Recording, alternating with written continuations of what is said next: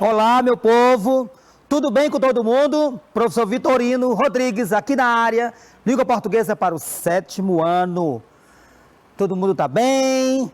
Já separou o material? Caneta, lápis, borracha, tudo aí. Anotar as dúvidas, levar para o seu professor, na sua escola. Estamos terminando, não vamos morrer na praia não, vai dar certo, tá bom? Bom, qual gênero vamos trabalhar na nossa aula de segunda-feira? Vamos trabalhar qual gênero? Vocês confiam? Então, me acompanha aí, que saberemos já já o gênero e a habilidade que vamos treinar hoje. Bora! Então, nós temos a nossa habilidade, ler de forma autônoma, selecionando procedimentos e estratégias de leitura adequados a diferentes objetivos, levando em conta características dos gêneros e suportes. Qual é o conteúdo, as características do gênero. E qual gênero vamos trabalhar, afinal, professor? De folheto informativo. A propósito, vocês conhecem folheto, né? Vocês com certeza saem às ruas, vão ao centro e vocês recebem aqueles folhetos, aqueles papéis ali com aquelas informações. Mas como é que a gente caracteriza esse gênero que a gente conhece do nosso dia a dia, que a gente está acostumado a ver, mas talvez não tenha pensado assim, isso aqui é um tipo de texto, é um gênero textual. Nós temos aqui esse material impresso que tem informações e que eu leio, não é? Então, como é que a gente caracteriza esse gênero? Antes, vamos ver aqui essa imagem, tá? Coronavírus, saiba mais sobre a doença. Em dezembro do ano passado, uma pneumonia de causa desconhecida começou a se espalhar por Wuhan, não sei, vou ler direito esse nome, mas é isso, na região central da China.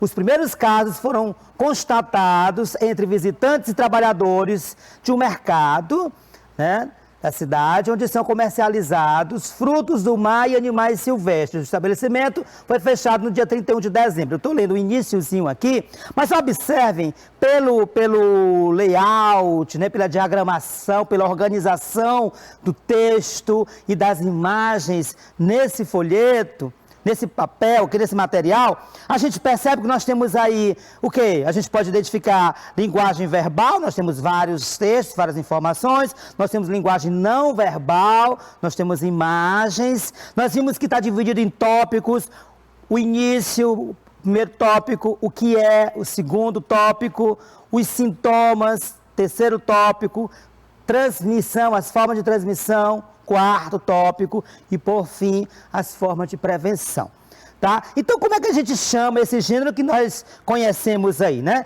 Esse texto que você leu ao lado foi escrito para contar uma história, relatar um fato ou informar sobre um assunto. Quando você vê esses folhetos nas clínicas, ali na recepção, ali quando você vai ao médico, aos hospitais também, você recebe muito esse tipo de material. Afinal de contas, qual é a finalidade desse tipo textual, desse gênero textual? É contar uma história, relatar um fato ou informar sobre um assunto? Informar sobre um assunto, né? E vocês observem, eu já até me adiantei um pouquinho no início da explicação, o texto apresenta apenas a linguagem verbal, ou seja, ele se utiliza apenas da palavra. Nós visualmente aqui constatamos que tem aqui, né, algumas imagens que vão nos ajudar a entender o conteúdo que está sendo explicado aí nesse material. Então, não apresenta linguagem verbal, ou seja, a palavra, o texto escrito, e a linguagem não verbal, as imagens. Não sei se vocês perceberam, mas se assemelha muito com dois gêneros que estudamos recentemente, que foi a propaganda e o anúncio publicitário. Vocês lembram? Estão lembrados? A propaganda, né, é um gênero textual que dá conta de vender uma ideia, né, de convencer alguém sobre uma ideia. Lembram disso? Por exemplo, nós falamos aqui sobre a questão da doação de sangue, a importância da doação de sangue, a questão do trânsito, de se beber, não dirigir, os cuidados que se deve ter. Então, assim, A propaganda, ela divulga, né? Divulga uma ideia, divulga um pensamento, ok? E o anúncio publicitário, nós lembramos que divulga o quê? Um produto. Agora, recentemente, com o final do ano, aquela coisa de presente e tal, né, as lojas fazem muitas propagandas para vender um tênis, uma camisa, uma calça, não é verdade? Então, são gêneros muito parecidos ali, mas a propaganda, ideia, o anúncio publicitário, produto, tá? Esse texto aqui, o folheto, ele, diferente dos dois, embora seja parecido, ele traz uma informação sobre um assunto. Aqui, por exemplo, traz sobre o coronavírus, né? Esse mal aí que vem nos acometendo, que vem nos distanciando, fazendo com que a gente tenha aí agora essas aulas dessa forma, você na sua casa e eu aqui na TV. É verdade? Bom, qual é o assunto do texto? Ora, se o folheto ele fala sobre um assunto e esse folheto fala sobre o quê? Claro que vocês já leram e já acompanharam o que eu falei e perceberam que é o coronavírus. Quando surgiu, o que é, os sintomas, as formas de transmissão e as formas de prevenção. Não é verdade? Então, nós temos aqui, né, nesse folheto, informações básicas, bem objetivas sobre essa doença, sobre esse vírus, para que a gente possa se proteger e proteger os amigos, os familiares, ou seja, o outro, né? O nosso colega, né? Beleza? Então, vimos através dos slides anteriores que o texto ao lado é informativo, ou seja, informa sobre um assunto. Desenvolve um tema, o assunto. Apresenta linguagem verbal e não verbal. Como é o nome desse gênero textual? Gente, por favor, né? Mamão com açúcar, já falei isso várias vezes. Mas, para aqueles que ligaram a TV agora, ou que não estavam atentos, como é o nome? É um folheto informativo, né? Um folheto que você, como eu disse antes, você encontra aí, recebe na rua ou está sobre uma mesa, numa recepção de um hospital, de uma clínica, quando você vai aí se consultar. Ou seja, é um tipo de texto que está muito próximo da gente, que nós lemos com frequência, tá?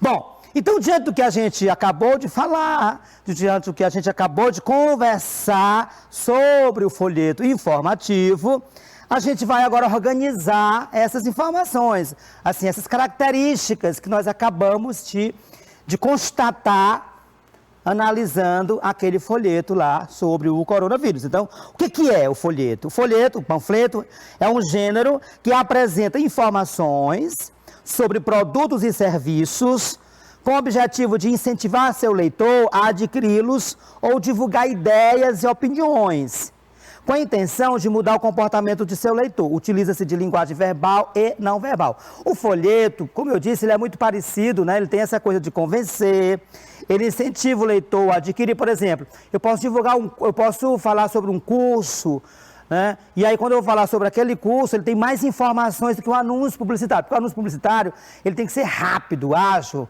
para pegar o leitor, né, o seu público, vamos dizer assim, desprevenido, rapidinho. O folheto não, ele tem uma característica mais de exposição. Ele também divulga ideias e opiniões e produtos, mas ele apresenta as características, ele é um pouco mais minucioso, ele apresenta um pouco mais de detalhes sobre aquilo que eu estou informando, divulgando, né? Por exemplo, se é um curso, vai dizer a carga horária, os dias da semana, né?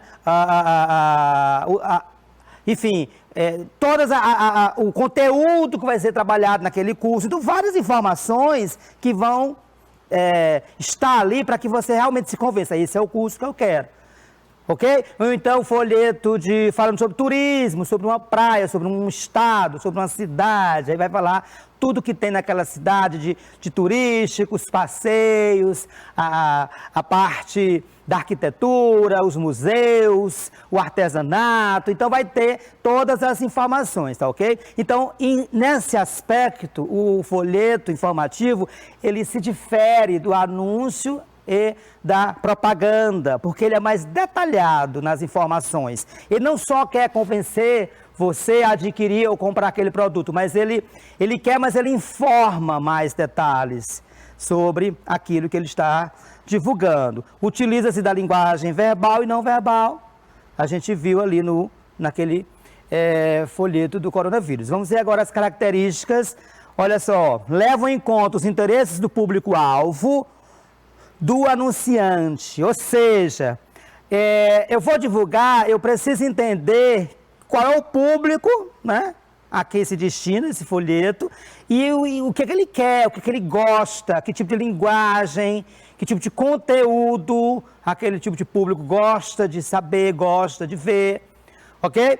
Exemplos, folhetos turísticos são desdobráveis que visam fornecer informações para a parcela da população que pesquisa sobre localidades turísticas e compras de viagens. Então, aí, se é um folheto turístico, eu vou falar sobre questões que chamam a atenção daquele lugar para ser apreciado, para ser visitado, para ser conhecido, né?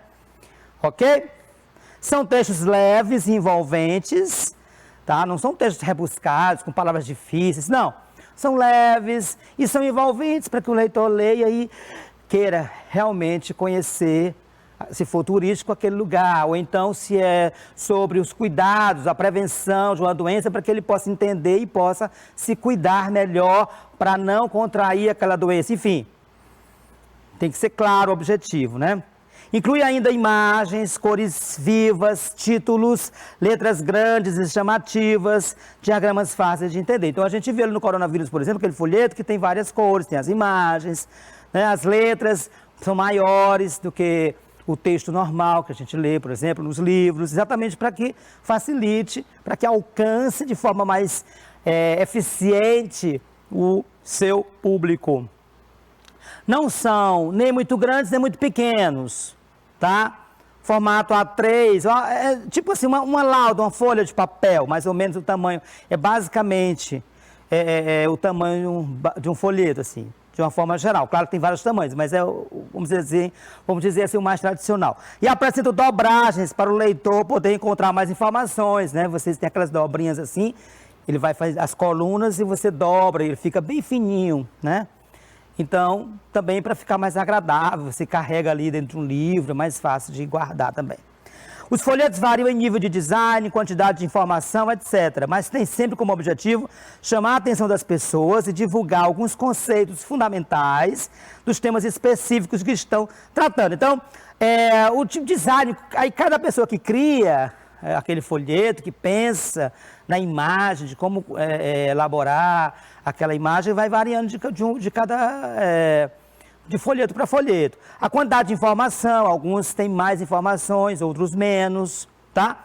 Mas tem sempre como objetivo chamar a atenção das pessoas e divulgar conceitos fundamentados dos temas. Como eu falei, se é um folheto que divulga um passeio turístico, as informações sobre aquele passeio. Se é sobre a prevenção de alguma doença, vai ter ali a forma de prevenção, vai ter os sintomas, informações sobre aquela doença que você precisa saber.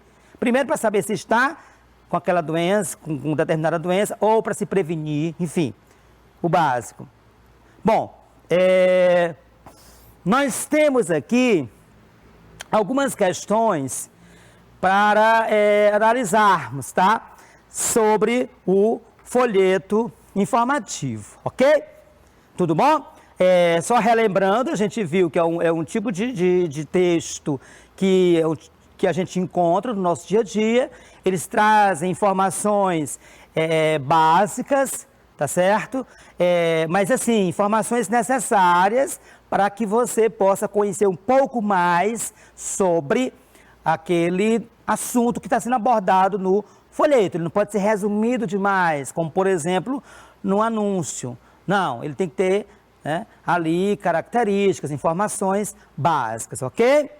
Bom, nós temos aqui carinho e atenção ao seu cão e gato. Você é responsável pela saúde do seu cão e gato. Vacine seu animal anualmente. Lembre-se, cães e gatos devem ser vacinados a partir dos 3 meses de idade, inclusive as fêmeas que estiverem amamentando, prenhes ou no cio.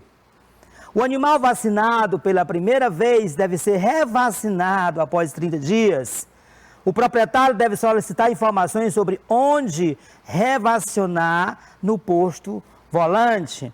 A rotina de banhos e alimentação devem ser normal para a data da vacinação. Os animais devem ser transportados com segurança, evitando acidentes. Cães bravos devem usar mordaça. Os gatos devem ser transportados em caixas de transportes adequados ou similares. As seringas e agulhas são descartáveis e a vacinação é gratuita. Então, observe que nós temos aqui um folheto que poderia perfeitamente ser distribuído aí na esquina da sua casa ou na rua, tá? Nós temos aqui uma gama de informações sobre... nós temos aí um título, carinho e atenção ao seu cão e gato, chamando a atenção, ou seja, isso direciona ao público. Se eu não tenho cão nem gato, então isso não é para mim esse folheto. Então, ele de cara ali, com esse título aí, ele já direciona, já anuncia aí a que público vai se destinar esse folheto, tá? E a partir, nós temos aí um subtítulo: você é responsável pela saúde do seu cão e gato, vacine seu animal anualmente. Ou seja, nós temos aí o assunto que é a vacina, esse cuidado que você deve ter anualmente. Mas mais do que isso, ele traz orientações sobre como proceder. Você deve vacinar, revacinar, ou seja, aplica uma dose hoje, daqui a 3 meses, enfim, aí você, um mês, você aplica outra dose da vacina. Então ele vai orientando. Essa é exatamente a função de um folheto. Vocês compreenderam agora, aqui na prática, com outro exemplo. Vamos agora à nossa pergunta. A linguagem utilizada no folheto ao lado é predominantemente, ou seja, é aquilo que mais se destaca, né? É a linguagem verbal, é a linguagem não verbal, verbal e não verbal, ou a linguagem informal. Então, eu vou dar um tempo aí para vocês pensarem e a gente retorna para comentarmos a questão, ok? Eu aguardo vocês. Tentem fazer, não me enrolar não, hein? Estou de olho em vocês.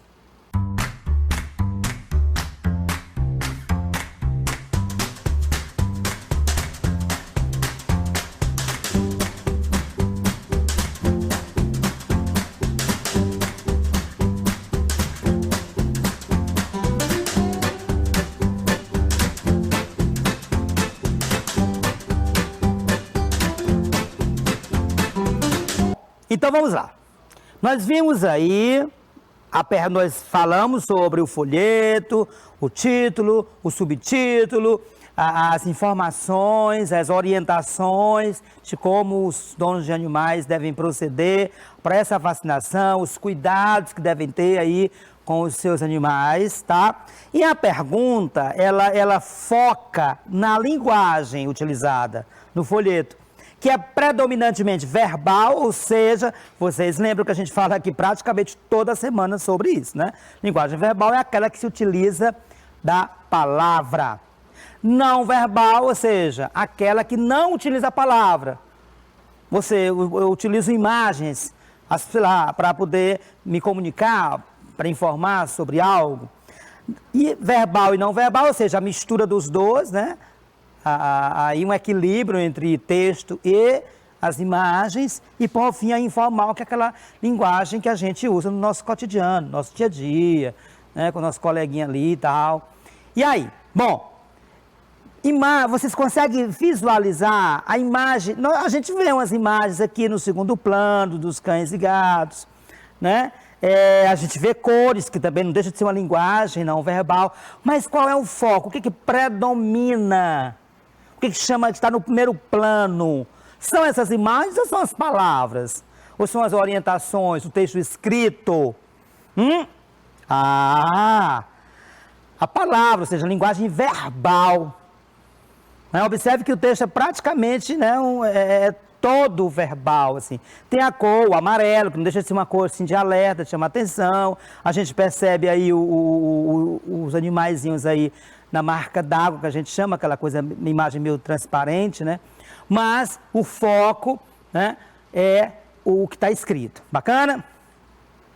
Segunda questão. O folheto ao lado trata sobre... Nós já lemos o folheto, então fiz a leitura para que vocês pudessem. Então vamos lá. A higienização de cães e gatos, ou seja, ele está explicando sobre como você deve higienizar, limpar, cuidar da limpeza, da higiene de cães e gatos. Letra B. Os maus tratos sofridos por cães e gatos. É isso? Sei lá, você vai passando, do nada você começa a bater no cachorro ou no gato, maltratar. Tem gente que bota veneno para o pobre do animal morrer. É isso? A falta de atenção sofrida por cães e gatos, ou seja, gatos abandonados e cachorros pelo meio das ruas. É sobre isso, a falta de atenção? Ou então você tem na sua casa, mas deixa o coitado do cachorro sem alimento, do gato sem alimento, sem cuidado? Ou a importância de se vacinar os animais anualmente? Bom, eu acho que essa é bem facinho, né? Eu vou dar aí um tempinho para vocês pensarem e eu volto já já, tá bom? Eu acho que 10 segundinhos é para vocês matarem essa resposta, ok?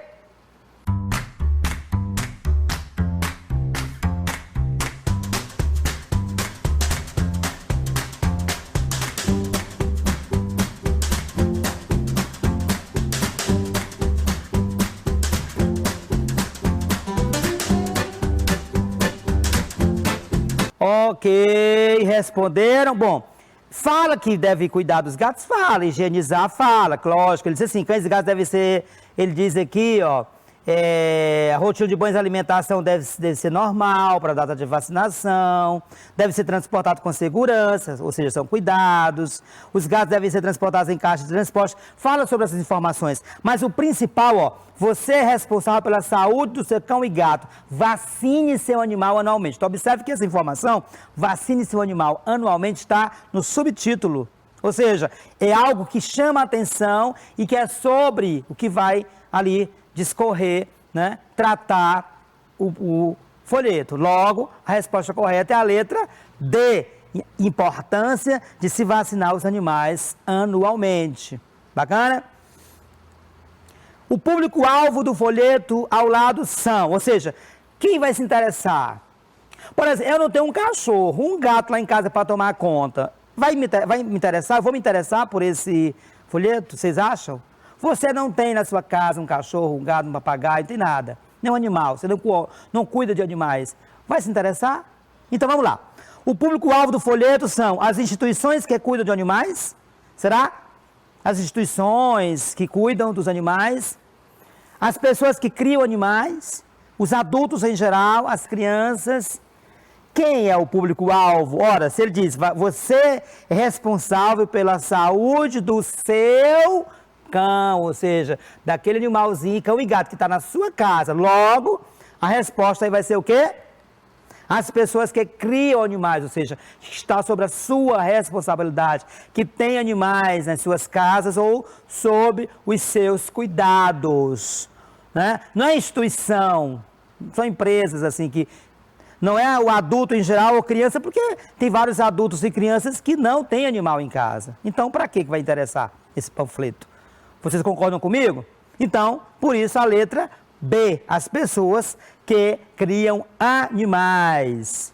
Olha, nós vamos ter agora um próximo folheto. Veja o folheto abaixo para responder as questões 4 e 5. Curso online de cuidador de idosos, desculpa. Curso online de cuidador de idosos, terças e quintas-feiras, no horário das 15 às 17 horas, horário de Brasília. Valores R$ 450 no cartão de 5 vezes ou 400 à vista, débito ou boleto. O telefone 859-9962-7174. Nós temos aqui curso Ana Nério, né? O nome do curso. Então, eu li aqui o folheto para vocês, eu não sei se dá para ver direitinho pela TV. Então, vamos lá. O folheto acima tem por finalidade informar sobre o quê? Ora, vai informar os cuidados necessários à pessoa idosa? Está explicando como se deve cuidar do idoso? Não. As comemorações do Dia Nacional do Idoso, está falando sobre o Dia do Idoso, Dia Nacional do Idoso. Eu li sobre isso. Um curso para formar cuidadores de idosos. Opa! Qual é o título? Curso online de cuidador de idosos. Então a letra C está bem ajustadazinha aí com o título do panfleto. Logo, né, a letra C é a letra correta. Desculpa. A falta de respeito da sociedade para com a pessoa idosa, não trata sobre isso. Na verdade, é uma formação para pessoas que querem trabalhar cuidando de idosos. Nós sabemos que muitos idosos moram só, ou então ficam em casa só, enquanto seus parentes estão trabalhando.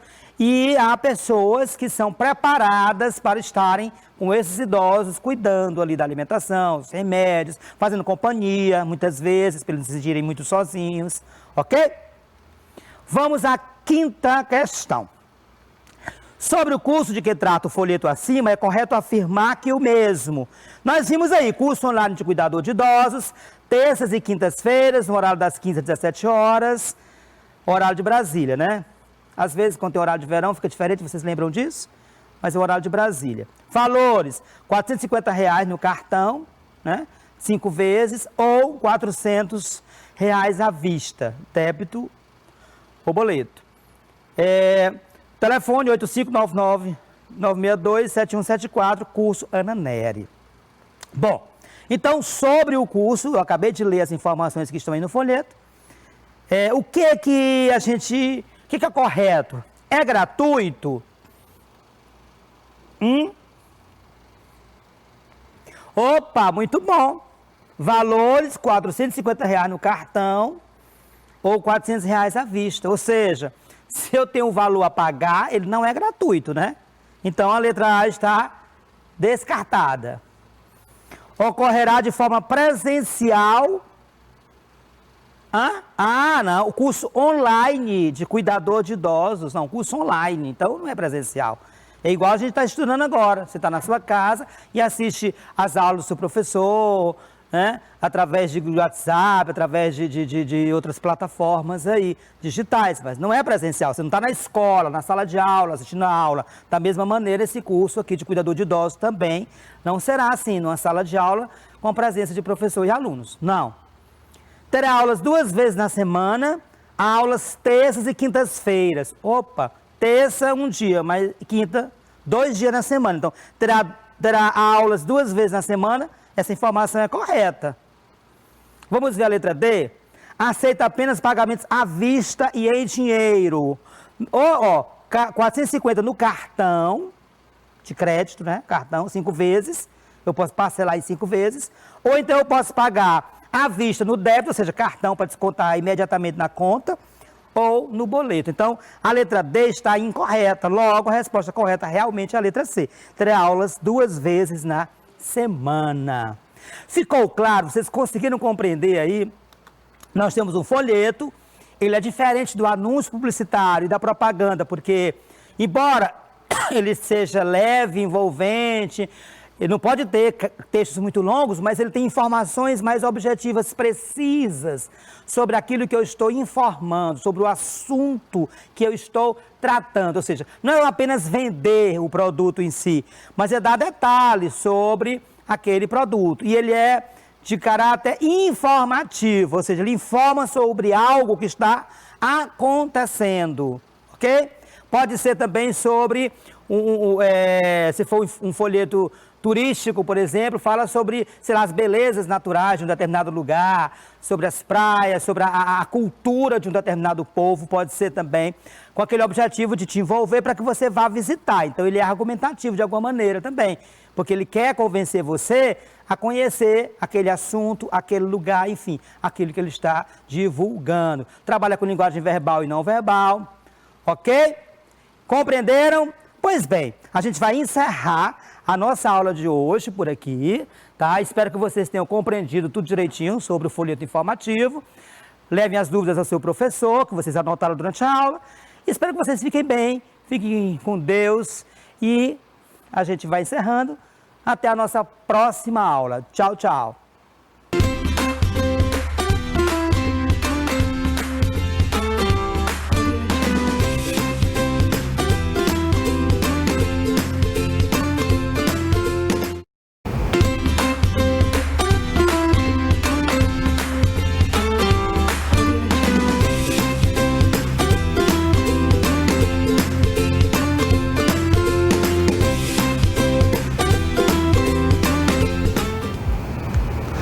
E aí, galerinha do 7º ano, tudo bem com vocês, gente? Olha só, sou o professor Rafael Ramon, professor de matemática de vocês, e nós vamos dar início à nossa aula falando justamente a respeito da adição e subtração de números racionais. Só que nessa aula nós vamos priorizar os números fracionários, onde eles possuem denominadores diferentes. Então, o que é que a gente vai fazer nessa aula, pessoal? Nós vamos justamente aprender a fazer a adição e subtração de números racionais com frações, onde essas frações possuem denominadores diferentes. Então, peço a vocês que peguem caneta, papel, lápis, borracha, para que a gente possa iniciar a nossa aula. Vamos lá, gente.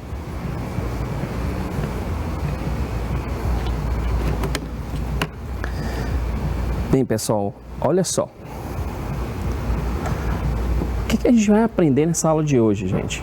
Na realidade, esse conteúdo já foi até visto anteriormente. O que é que a gente está fazendo aqui? Nós estamos fazendo uma revisão dos conteúdos que já trabalhamos ao longo desse ano, né? Ao longo desse período letivo.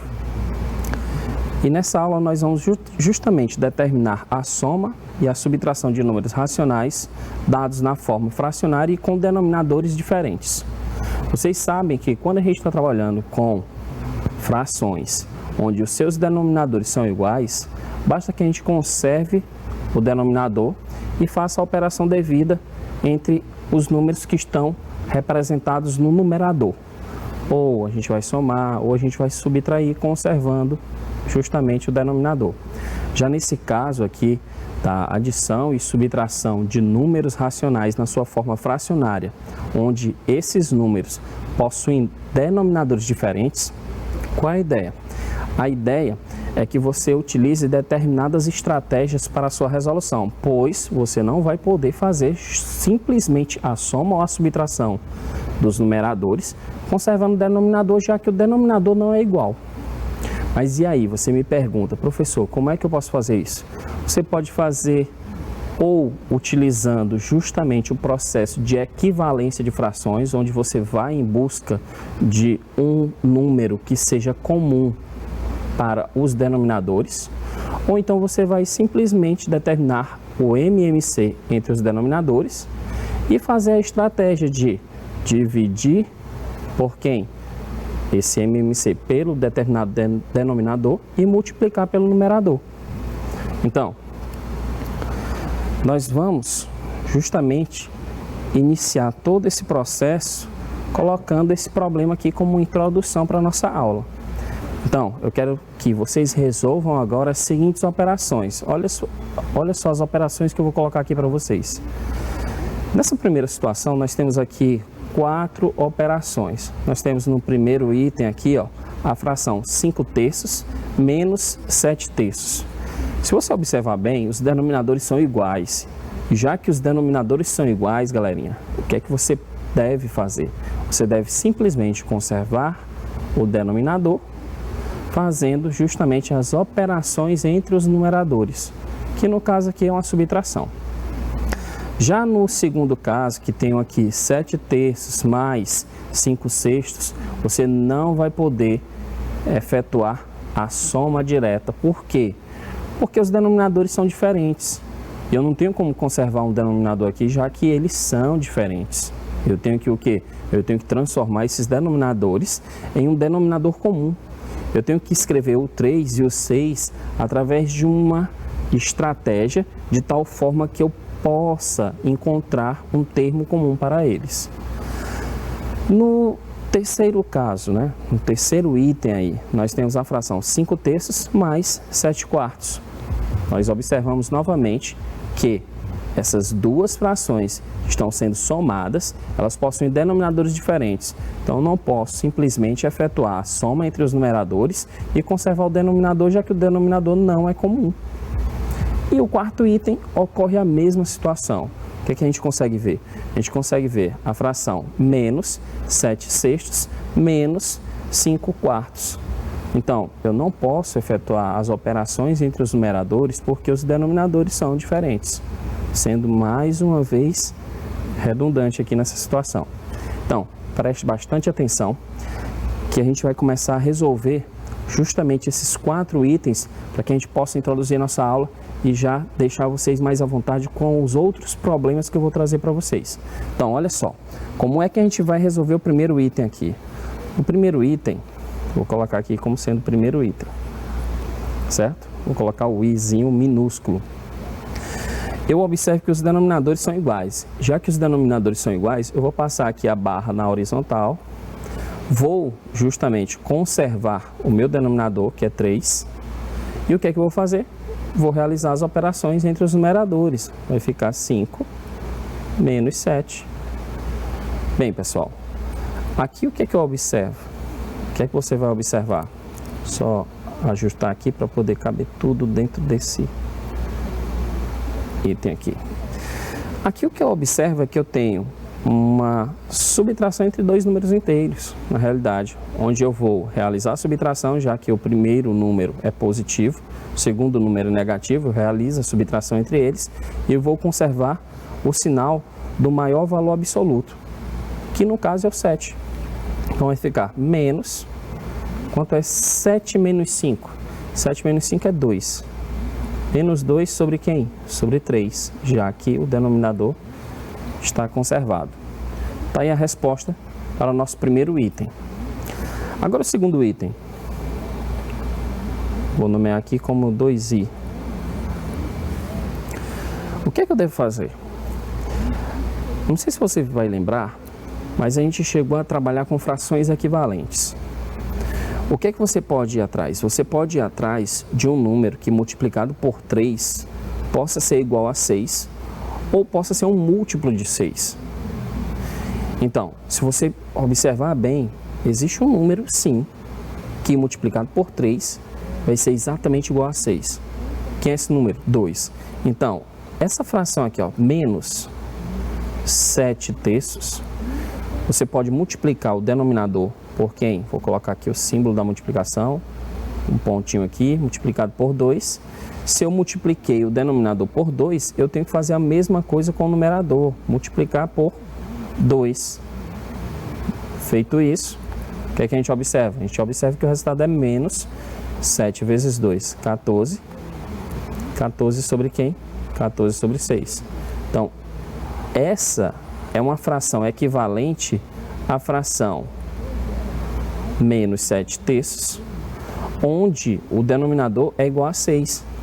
Então, fazendo uma simples substituição, o que é que a gente vai ter aqui? Ó, menos 14 sobre 6 mais 5 sextos. E já que eu consegui transformar os denominadores que eram diferentes em denominadores comuns, em denominadores iguais, o que é que eu vou fazer? Conservo simplesmente o denominador e vou realizar as operações entre os numeradores. No caso, meu numerador aqui é menos 14 mais 5. Bem, gente, se eu tenho 2 números inteiros que têm sinais opostos, o que é que eu vou fazer? Eu vou fazer a operação de subtração, vou fazer uma subtração entre esses números. Então, eu vou fazer 14 menos 5, e 14 menos 5 é justamente igual a quanto? 14 menos 5 é justamente igual a 9.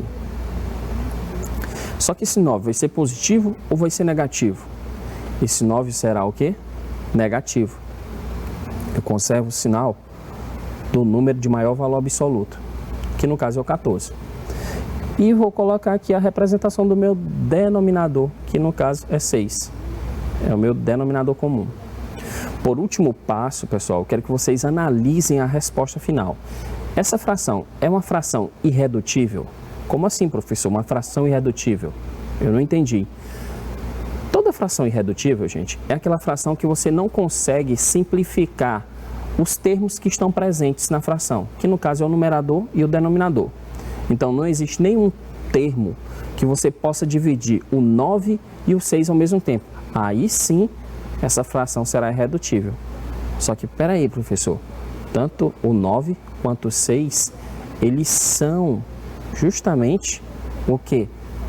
Termos que possuem um número que eu possa dividi-los. Então, qual será esse número? O número aqui é o próprio 3. Então, Vou dividir tudo por 3. Dividindo por 3, menos 9 dividido por 3 vai dar menos 3. E 6 dividido por 3 é 2. Então a resposta é menos 3 sobre 2. Essa é a resposta para a nossa soma de frações que nós temos nesse segundo item. Vamos para o nosso terceiro item, pessoal. No nosso terceiro item, que aqui está representado, eu tenho a fração 5 terços mais 7 quartos. Observe que as duas frações possuem sinais iguais.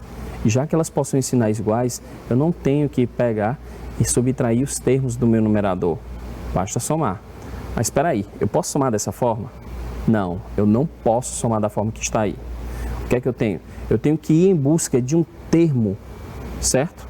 Que possa multiplicar tanto 3 quanto 4 e obter o mesmo resultado. Então, que número eu posso multiplicar por 3 e que número eu posso multiplicar por 4 de tal forma que o resultado seja igual? Vamos imaginar o seguinte, 3 vezes 1 é 3. Será que se eu multiplicar o 4 vezes 1, eu vou conseguir encontrar como resposta 3? Não, né? E se eu fizer 3 vezes 2? 3 vezes 2 é 6. Será que existe algum número que multiplicado por 4 seja igual a 6? Não, né, pessoal? Então vamos continuar tentando. Pensa aí em 3 vezes 3 é 9. Será que existe algum número que multiplicado por 4 seja igual a 9? Também não. Agora, olha só. 3 vezes 4 é igual a 12. E 4 vezes 3 também é igual a 12. Então, pessoal, a gente vai trabalhar nessa linha aqui, ó. Vamos pegar a fração 5 terços. Vamos multiplicar aqui o 3 por 4. E já que eu estou multiplicando o 3, que é meu denominador, por 4, eu devo multiplicar meu numerador também por 4. Onde a fração equivalente que eu vou encontrar aqui é justamente o quê? 5 vezes 4, 20. 3 vezes 4, 12. Então, estou encontrando aqui justamente a fração 20 sobre 12 avos. Essa é a fração equivalente à fração 5 terços. Vamos para a próxima fração desse item 3, que no caso é 7 quartos. Você multiplica o 4 por algum número de tal forma que o resultado seja igual a 12. Esse número é o 3. Eu pego o 4, multiplico aqui por 3. Já que eu multipliquei meu denominador por 3, eu também vou multiplicar o meu numerador. Então vamos lá. 7 vezes 3, 21. 4 vezes 3, 12. E observa só. Eu transformei as duas frações do meu item 3 em frações com denominadores iguais, utilizando apenas a ideia de equivalência de frações. Então vamos lá, vamos representar agora como é que vai ficar. Aqui, esse terceiro item fica assim, ó, 20 sobre 12 avos, mais quem? O meu 7 quartos, ele é representado por quem? Por 21 sobre 12. Então, 21 sobre 12 avos. Professor, agora que os denominadores são iguais, eu posso conservar o denominador, não é isso? Exatamente. E eu faço o que com os numeradores? Eu realizo as operações que devem ser feitas. No caso aqui, a adição entre quem? 20 mais 21. 20 mais 21 é justamente igual a 41. Sobre quem? Sobre 12. Agora, olhe para essa fração. Será que existe algum termo que possa simplificar ela? Que eu possa utilizar para dividir o 12 e dividir o 41 e vai ficar perfeita? Vai ficar exata? Eu vou encontrar um número inteiro? Não. Então, eu vou deixar dessa forma. Vou deixar representado dessa forma como está. Então, 41 sobre 12 avos. Vamos para o quarto item. Quarto item, gente. Eu tenho justamente a fração menos 7 sextos e menos 5 quartos. O que é que você deve fazer? Olha só. Imagine um número que seja multiplicado por 6 e imagine um número que seja multiplicado por 4 e vocês encontrem o mesmo resultado. Pensa aí em 6 vezes 1 é 6. Será que existe algum número que multiplicado por 4 seja igual a 6? Não, né? Agora pense em outro número. 6 vezes 2. 6 vezes 2, 12. Ah, existe um número que multiplicado por 4 é igual a 12, então eu vou só atrás dele. Então, 4 vezes 3 é 12. Pois então, pronto. Esse cara aqui, ó, o 6, você vai multiplicar por 2. E esse cara aqui, o 4, você vai multiplicar por 3. Já que você multiplicou 6 por 2, você deve multiplicar, que no caso é o denominador dessa fração 7 sextos, menos 7 sextos, você vai multiplicar o 7 por 2. E já que você pega aqui a fração menos 5 quartos e você multiplica o 4 por 3, você também vai multiplicar o 5 por 3. Olha só. E aí você vai encontrar as seguintes frações. Menos quem? 7 vezes 2. Vou colocar logo o resultado. 7 vezes 2, 14. Então, menos 14 sobre 6 vezes 2, que no caso é 12. Aí, menos quem? Barra na horizontal. 5 vezes 3, 15.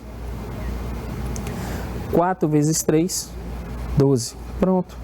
Denominadores iguais. O que é que você vai fazer? Vai conservar o denominador. Vai pegar menos 14, menos 15. Menos 14, menos 15 possuem sinais iguais, sinais idênticos. O que é que você vai fazer? Você vai somar conservando o sinal deles. Então, vai ficar menos, certo? 14 mais 15, 29. 29 sobre quem? Sobre 12. Menos 29 sobre 12. Será que seria possível simplificar cada um dos termos dessa fração por um termo comum? Será que eu posso pegar o 12 e dividir por 2, por exemplo, que é igual a 6? E será que eu posso pegar esse 2 e dividir também, pegar o 29 e dividir também por 2 e obter um determinado resultado que seja inteiro? Não, né? Analisa aí direitinho. Essa fração é irredutível ou a gente pode dar uma simplificada nela? Não podemos simplificar, não é isso? Ótimo, já que não podemos simplificar, vou deixar ela nesse formato. Aqui é o resultado, justamente, do meu quarto item, que diz que menos 7 sextos menos 5 quartos é exatamente igual a menos 29 sobre 12. Então, é isso que a gente queria, pessoal. Colocar a ideia para vocês de que vocês podem realizar a soma ou subtração de frações com denominadores diferentes, de tal forma que você possa utilizar a estratégia da fração equivalente, achar um termo comum e transformar as duas frações ou 3 ou mais que você esteja trabalhando em frações com o mesmo denominador, utilizando apenas o processo de fração equivalente. Entendido? Tudo tranquilo? Vamos dar continuidade aqui à nossa aula. E agora eu quero que vocês observem um processo estratégico para somar ou subtrair frações com denominadores diferentes, de tal forma que você calcule o MMC dos denominadores e realize o seguinte algoritmo que eu vou mostrar para vocês. Olha só. Relacionamos o conceito e a aplicação dos números racionais fracionários negativos e positivos dentro da adição e subtração. Observe. Se você tem uma fração A sobre B e está somando essa fração A sobre B com a fração C sobre D, isso aqui é exatamente igual à seguinte relação. O MMC dividido por quem? Por B vezes A. Olha só. O MMC, só que esse MMC é MMC de quem? De B e D. MMC, olha só, MMC de quem? De B e D, que são os denominadores. Então, você vai pegar o quê? Você vai pegar o MMC, dividir por B e multiplicar por A. Olha só. Divide por B e depois pega aí, multiplica o resultado por A. É o que está escrito aqui, ó, nessa relação. Vou até apagar aqui para poder mostrar para vocês. Você vai pegar sempre o MMC, dividir por B, depois multiplica por A. Na próxima relação, você vai somar com quem? Com o produto do MMC.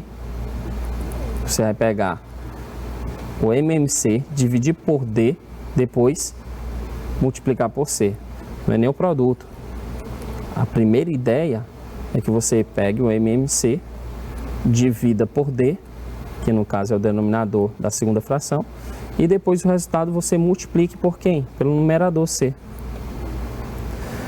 E aí, isso tudo estará sobre quem? Sobre o MMC de B e D, onde essa relação vai ser igual ao número x mais o número y. Professor, quem é esse número x, quem é esse número y? Beleza, gente, olha só, x é tudo isso aqui, ó. O MMC dividido por B multiplicado por A. Quem é o y? É o MMC dividido por D multiplicado por C. Sobre o MMC, que no caso é o MMC de B e D. Tudo bem? Então, olha só. Note que usando o MMC, nós garantimos que a fração equivalente encontrada será a mais simples possível, pois será criada sobre o mínimo múltiplo comum, certo? Ainda assim, a soma x mais y pode resultar em um número que tenha um divisor comum com o MMC calculado. Nesse caso, será preciso simplificar a fração, dividindo o denominador e o numerador da fração resultante pelo MDC dos dois números, ou seja, o maior divisor comum tanto do numerador quanto do denominador. Tudo bem? Então vamos lá. Vamos justamente colocar alguns exemplos aqui para vocês entenderem melhor o que eu acabei de falar sobre esse algoritmo onde a gente inclui o processo do mínimo múltiplo comum. Observe a soma de dois racionais positivos, olha só, 1/2 mais 3/4. Beleza, por que eu coloquei aqui o denominador comum sendo 4? Porque se você for calcular o MMC, gente, MMC de quem? De 2 e 4.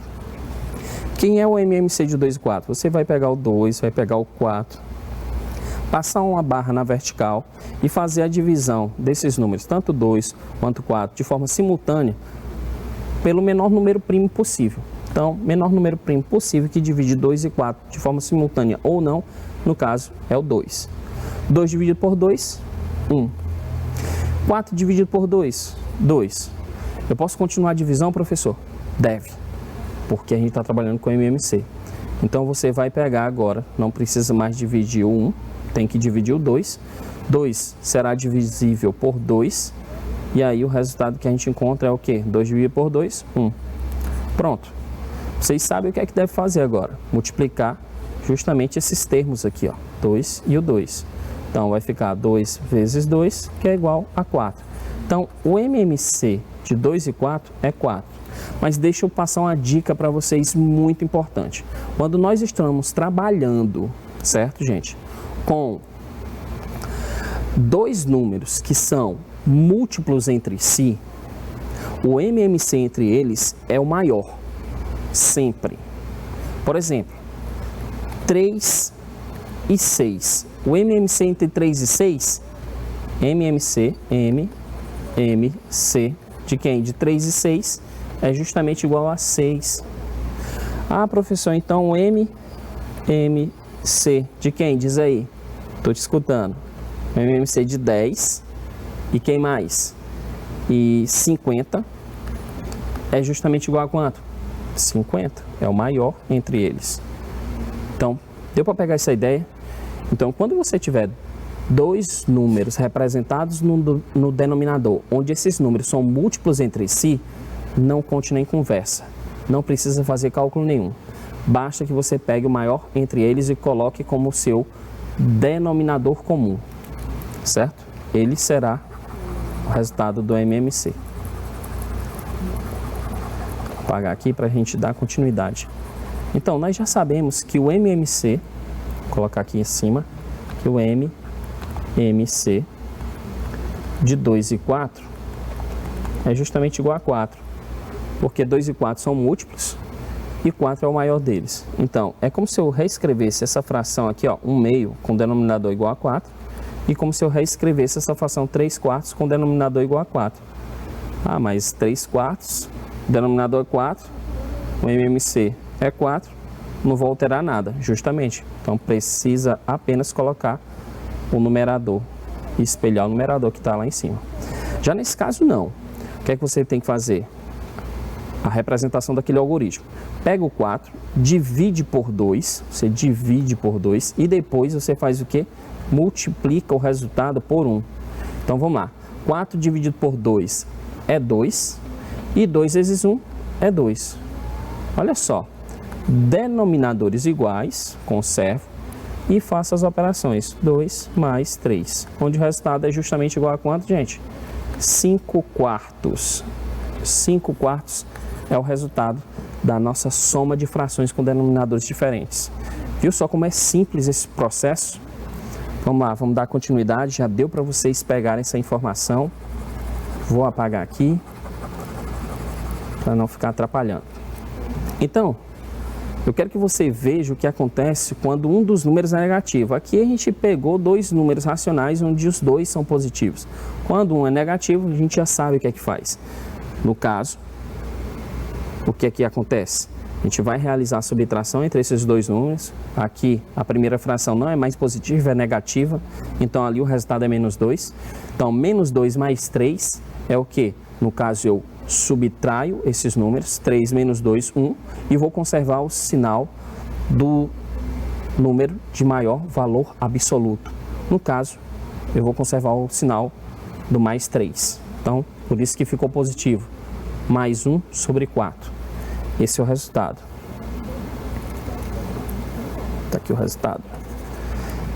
E na próxima situação, por fim, o resultado da soma quando os dois números são negativos. Imagina aí, menos 4 quintos mais menos 1 terço. Professor, os dois números que estão no denominador, eles não são múltiplos entre si. Já que eles não são múltiplos entre si, gente, faça o MMC tranquilo. Então vamos lá. C de quem? De 5 e 3.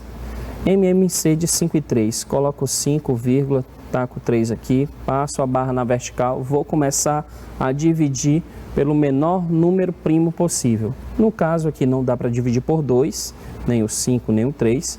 Eu vou começar a dividir por 3. 5 dividido por 3 não é possível, eu vou novamente representar o 5. Passo a separação aqui, a vírgula. 3 dividido por 3 é 1. E agora, qual é o próximo passo? Dividir esse 5, que no caso é pelo próprio 5. 5 dividido por 5, 1. Aí é só o que? Simples. É só multiplicar os termos que eu tenho aqui, ó. 3 vezes 5 é igual a 15.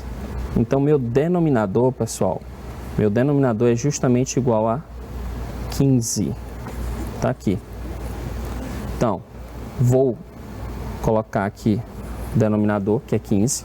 Pego esse 15, divido por 5, o resultado é 3.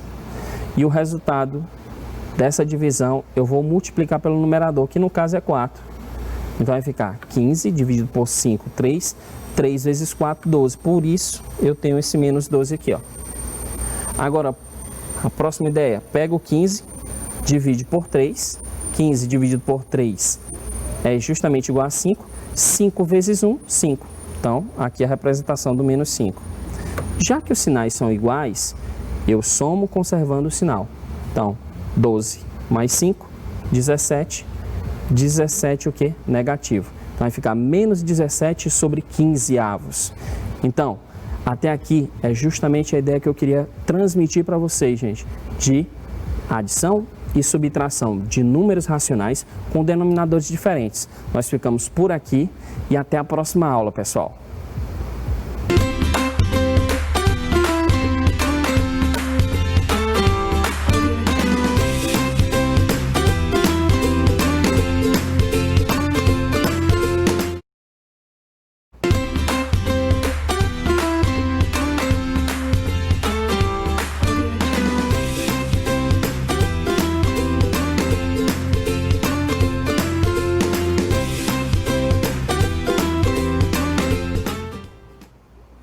E aí, garotada, tudo bom? Eu sou Williams Pimentel, professor de Ciências do 7º ano da Rede Municipal de Ensino. E hoje nós vamos dar continuidade às nossas revisões de temas pré-escolhidos por a gente, para dar uma melhorada. Hoje nós vamos falar de dois grupos de seres vivos, os protozoários e os fungos. Vamos falar sobre algumas doenças, vamos falar da importância ecológica e importância econômica desses grupos de seres vivos, tá ok? Então vamos lá, pessoal.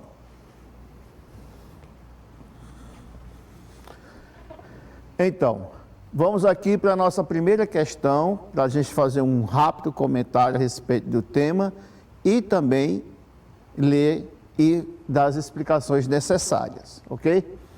Então, a nossa primeira questão, ela pede o seguinte: em relação aos protistas, são verdadeiras as seguintes afirmativas. A expressão protista, ou como alguns outros autores preferem, protoctista, refere-se a grupo de seres vivos formados por células eucariontes, sendo eles uni- ou pluricelulares, de nutrição heterotrófica ou autotrófica. Nós podemos agrupá-los entre as algas e os protozoários, tá ok? Então, esse grupo, principalmente as chamadas algas inferiores, apresentam como forma típica de reprodução a divisão binária, também vale para os protozoários, mas eles também apresentam outros mecanismos de reprodução, inclusive reprodução sexuada. Então vamos para as afirmações.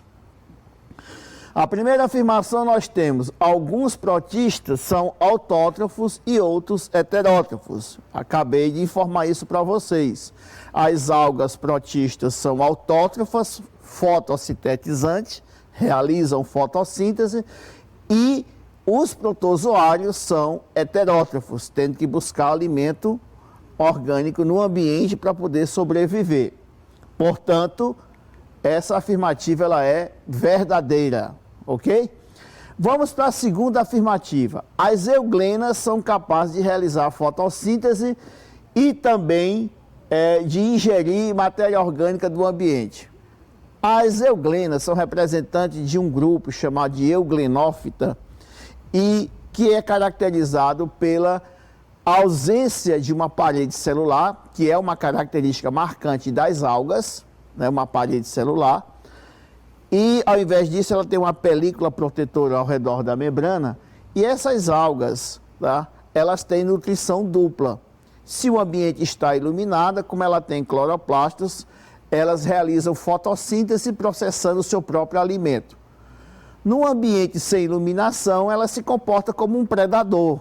Ataca bactérias, ataca organismos menores e partículas alimentares do ambiente, se comportando como um ser vivo heterótrofo. Então, essa afirmativa também é verdadeira. Vamos para a terceira. As diatomáceas têm nutrição heterotrófica. A expressão diatomácea refere-se a um grupo de algas, um grupo chamado de bacilariófitas, né? E esse grupo, como todas as algas, elas são autotróficas. Nós só temos o caso específico das euglenas, que tem nutrição autotrófica e também heterotrófica. Então essa afirmação ela não é verdadeira. A nossa quarta afirmação: as algas produzem alimento e oxigênio no meio aquático. Sim, né, está correto, porque realizando a fotossíntese, elas absorvem gás carbônico e água do ambiente, utilizando como fonte de energia a energia luminosa e usando essa energia para converter esses produtos inorgânicos em alimento. E além do alimento, ela também vai ter como produto dessas reações da fotossíntese a produção de gás oxigênio. Portanto, está correto. A nossa quinta afirmação: em regiões onde há malária, o uso de telas em portas e janelas e de cortinados nos leitos ajuda a evitar a transmissão da doença. A malária, que é uma doença endêmica da nossa região norte, mas existe em outros países, tá? Ela é causada por um grupo de protozoário que antigamente era chamado de espozoário, mas hoje é chamado de apicomplexos, tá?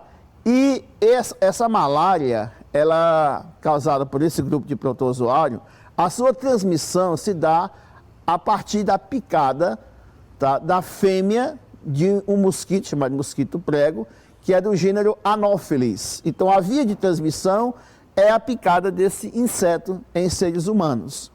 Tá, ok?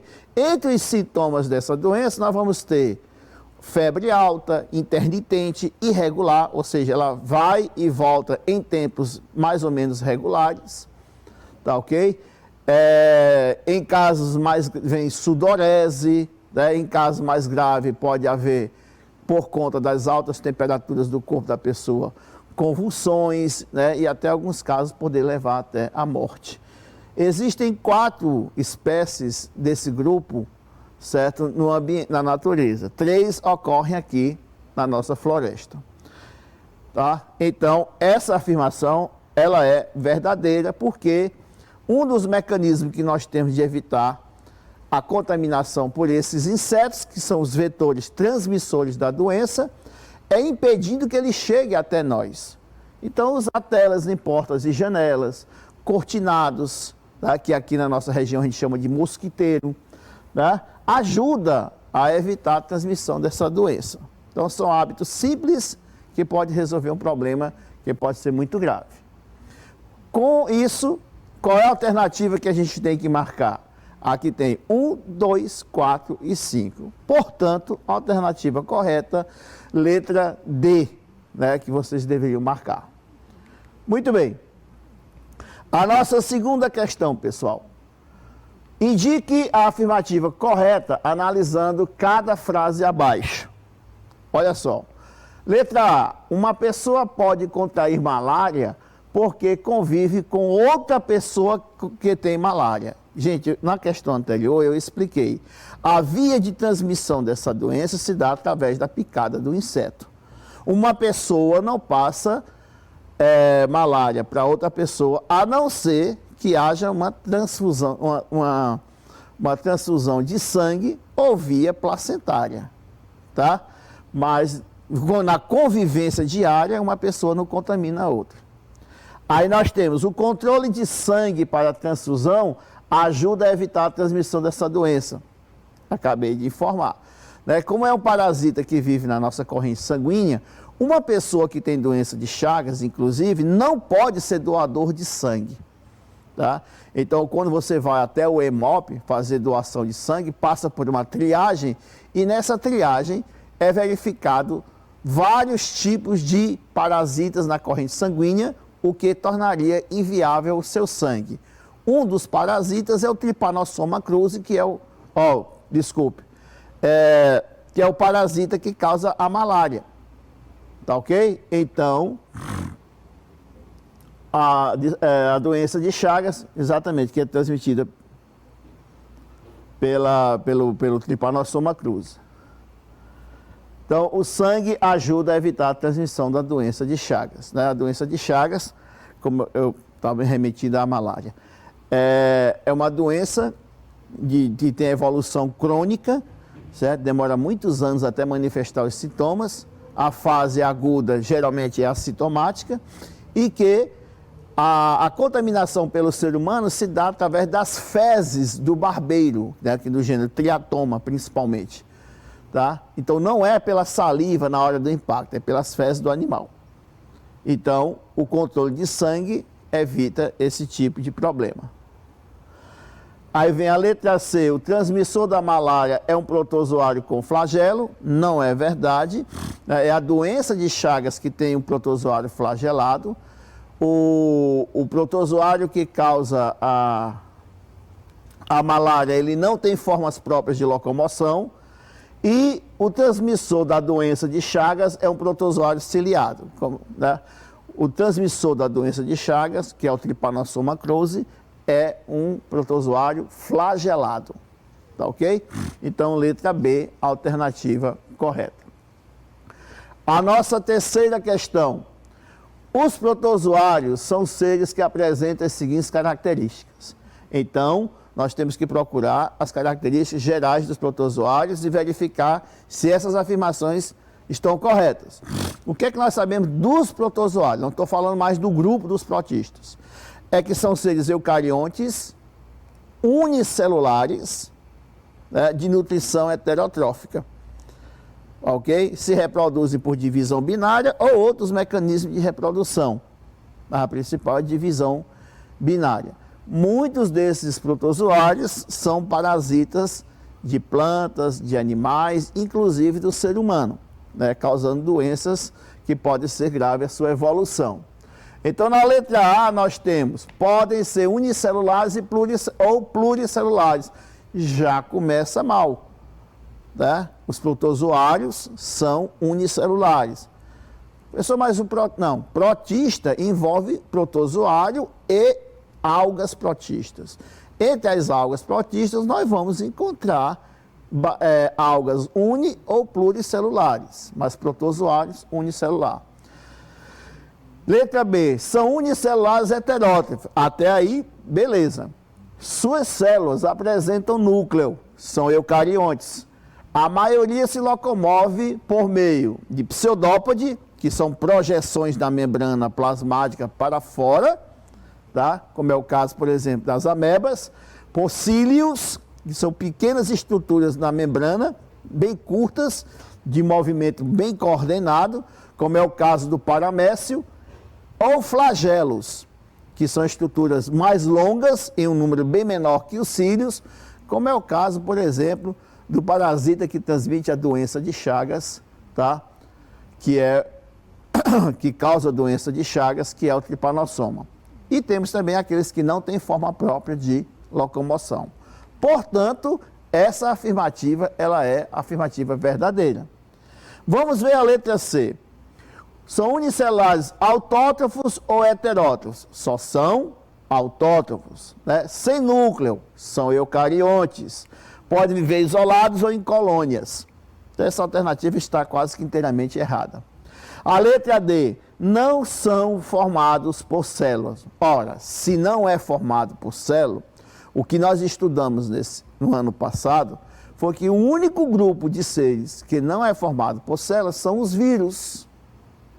Né? Então está completamente errado. Não se alimentam, porque não tem metabolismo próprio, não respiram, possuem apenas material genético, uma cápsula de proteína. Ou seja, está se referindo aos vírus. Nós estamos falando dos protozoários. Então, letra B, novamente, alternativa correta.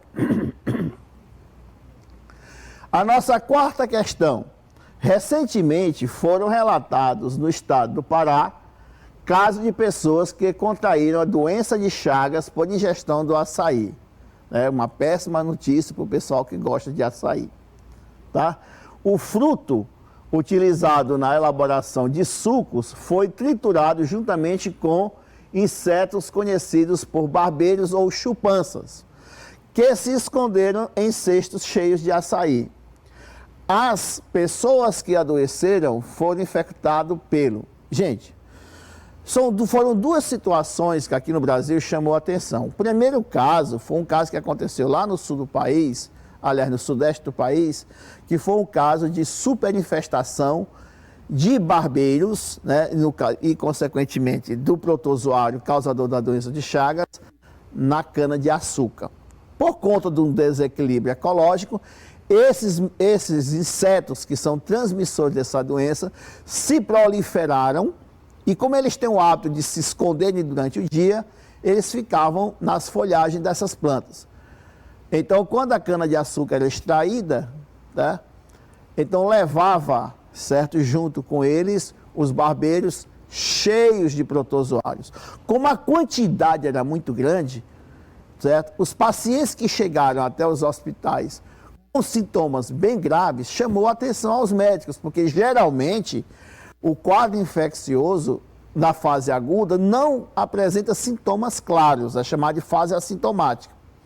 Mas aí era tão intensa a quantidade de protozoários no sangue dessas pessoas, e isso foi verificado com exames, que permitiu o diagnóstico na fase aguda dessa doença. Tá? A mesma coisa aconteceu com o açaí. Por conta do desequilíbrio ambiental, houve uma proliferação excessiva desses animais transmissores dessa doença e, consequentemente, como esse material, os insetos foram junto com o fruto, processado junto com o fruto para produzir o suco, que contaminou o açaí, o que acabou levando a uma situação semelhante à da cana-de-açúcar, tá? Ele quer saber nessa questão, e as pessoas que adoeceram foram infectadas por quem? Bem, o Trypanosoma cruzi, que é o agente causador dessa doença, ele é um protozoário flagelado, tá? Então vamos para as alternativas. Protozoário do gênero Plasmodium, esse gênero é um gênero causador da malária. Protozoário Triatome festans, o Triatome festans é um inseto, que é chamado popularmente de barbeiro, chupança, procotó, certo? E, portanto, não é um protozoário. Protozoário da espécie Trypanosoma cruzi. Essa é a resposta correta. E aí vem vírus do Trypanosoma cruzi. Bom, se a letra C está correta, dizendo que o Trypanosoma cruzi é um protozoário, automaticamente a letra D está eliminada. E realmente o Trypanosoma não é um vírus, o Trypanosoma é um protozoário. Tá ok? Então, letra C, a alternativa correta. A quinta questão, com relação à malária, né, que já falamos um pouco sobre ela, tá ok? É incorreto afirmar. Eu coloquei em negrito para chamar a atenção de vocês, para não cometer engano, marcando a alternativa correta. Aí vem a letra A. As formas infectantes são transmitidas pela picada do transmissor. Correto. Na hora que o inseto fêmea está se alimentando do sangue, junto com a saliva dele que ele coloca para poder anestesiar o local, né, ele vai uma forma de protozoário e acaba contaminando o sangue. Letra B. É diagnosticada através das fezes humanas. Essa afirmativa é incorreta. Tá? O ciclo do parasita não envolve o intestino, é só no sangue, no fígado, né, nas hemácias, etc. Tá ok? Então, essa seria a alternativa errada. O diagnóstico é feito pelo exame de sangue. É uma doença que causa febre em intervalos regulares? Sim, né? A febre terçã benigna, a febre terçã quartã benigna e a febre terçã maligna, né? São febres que têm ciclos regulares. O transmissor é um inseto popularmente chamado de mosquito prego, que é a fêmea do Anopheles, tá? Também está correto. Então, a alternativa incorreta, e aqui vocês têm que marcar, é a letra B. Vamos para a sexta questão. Nas receitas de pães, o fermento biológico deve ser adicionado a um líquido morno, né, uns seus 50 a 60 graus, que pode ser água ou leite, dependendo da receita. Essa temperatura facilita o desenvolvimento de micro-organismos presentes no fermento, conhecidos como... Nós sabemos que para fabricar pão, bolo, nós usamos o fermento biológico. O fermento biológico, ele apresenta micro-organismos vivos, que são chamados popularmente de leveduras. Tá? E esses micro-organismos são fungos, tá certo? Que realizam um processo de, quando esses micro-organismos estão em ambiente anaeróbio, ou seja, na falta de oxigênio, eles acabam realizando a fermentação alcoólica, tá? Onde os produtos são álcool, gás carbônico e água, e energia, logicamente, tá certo? E liberam o CO2, o gás carbônico, responsável pelo crescimento da massa, além de produzirem álcool etílico durante esse processo. Então, para fazer um bolo, gente, o processo, um pão, é simples. Você pega o fermento biológico, mistura a massa, as leveduras, que são fungos, que estão no interior da massa, portanto, na ausência de oxigênio, fermentam, liberam álcool e gás carbônico.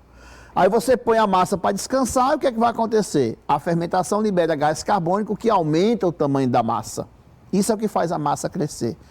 Você levando essa massa já descansada ao forno, o aquecimento pelo forno faz o gás carbônico que está na massa se expandir mais ainda, aumentando mais ainda o tamanho do produto, que pode ser o bolo, pode ser o pão. É assim que acontece. Tá ok? Então, as palavras que completam corretamente as lacunas são, respectivamente, como já foi dito, fungos, lá no primeiro, aqui no segundo, fermentação alcoólica, gás carbônico, que é um dos produtos da fermentação, e álcool etílico. Aí as pessoas, professor, mas o pão tem álcool etílico? Não. Né? Se tivesse, as pessoas iam comer pão e iam ficar embriagadas. Tá? O que acontece é que, quando leva o pão ao forno, a alta temperatura faz todo o álcool evaporar. Então, não se preocupe que ninguém fique embriagado comendo pão. Tá? Então, letra D, a alternativa correta. Sétima questão. A decomposição de restos de plantas e animais forma o humus. Nós sabemos, né, lá de outros capítulos, que o humus é um material decomposto, certo? E que forma o solo.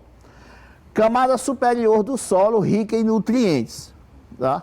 O processo de decomposição ocorre devido à ação de seres vivos presentes no solo, denominado de quê? Os agentes decompositores, pessoal, eles apresentam uma função ecológica extremamente importante, eu diria essencial, porque eles pegam toda a matéria orgânica morta e converte em matéria inorgânica que serve de nutriente mineral para os seres autótrofos, como as plantas, por exemplo. Então, quando você faz uma queimada para preparar a roça, você está matando esses micro-organismos. E com o passar do tempo, esse solo se torna improdutivo. Aí você vai ter que gastar mais dinheiro para poder recompor os minerais colocando produtos industrializados. Tá ok? Então, por isso é que não se aconselha a fazer queimadas. Além do risco de incendiar as matas nativas. Tá ok? Os principais agentes decompositores da natureza são as bactérias e os fungos. Portanto, alternativa correta, letra A. Ok? Vamos para a nossa oitava questão.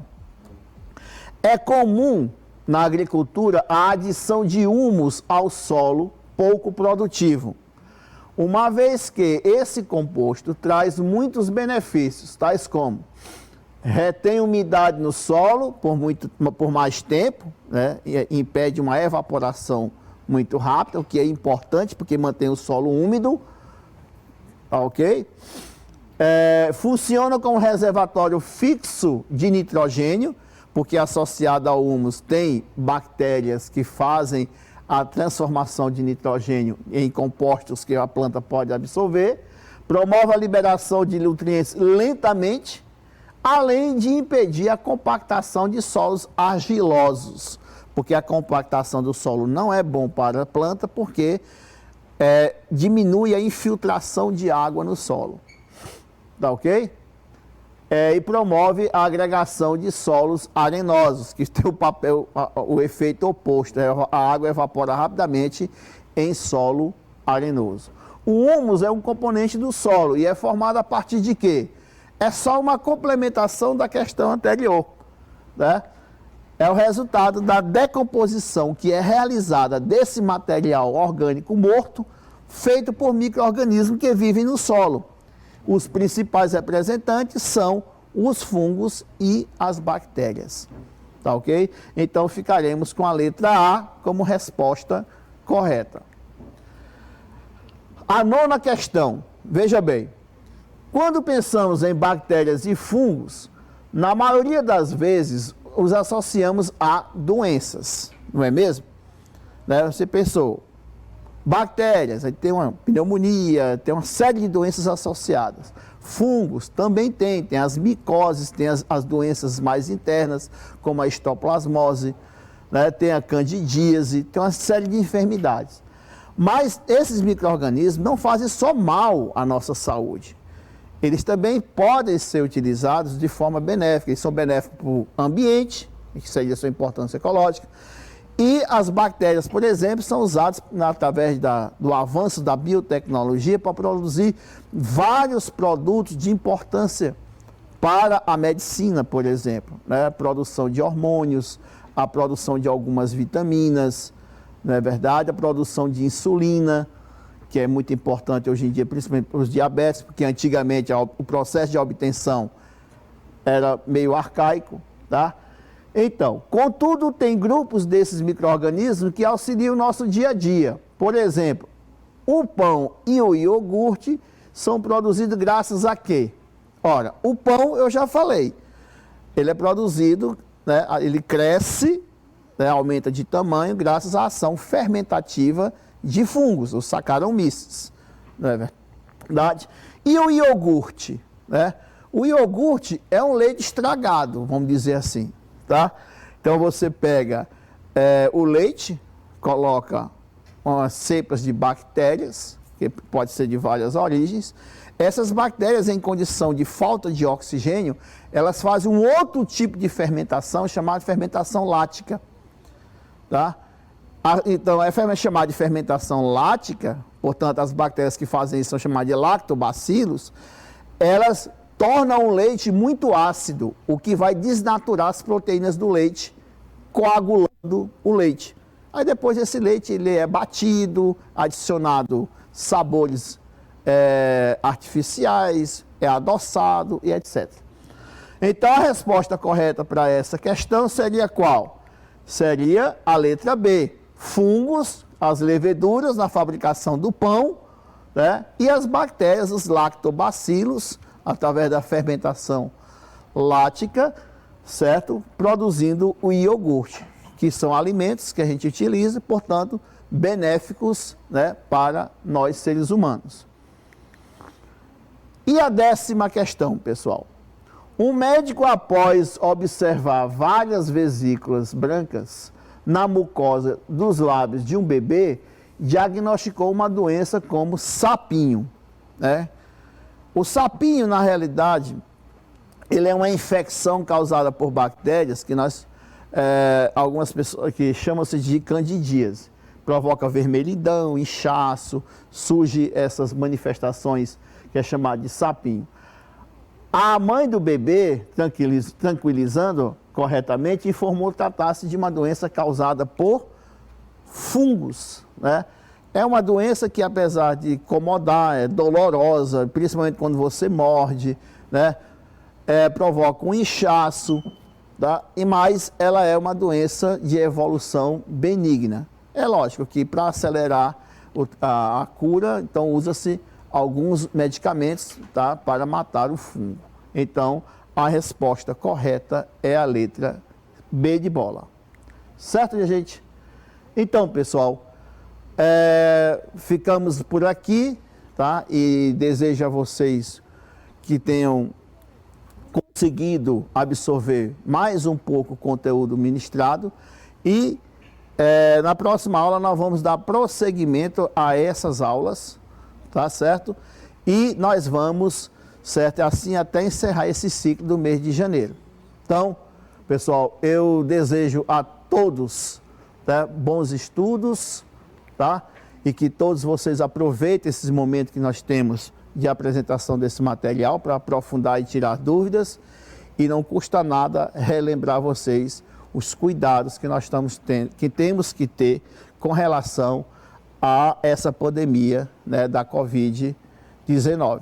Tá? Nós vimos agora recentemente um caso alarmante do estado do Amazonas, que só nos mostra que essa pandemia não acabou e nem está perto de acabar. Tá ok? Então, um grande abraço e até a nossa próxima aula. Tchau, gente.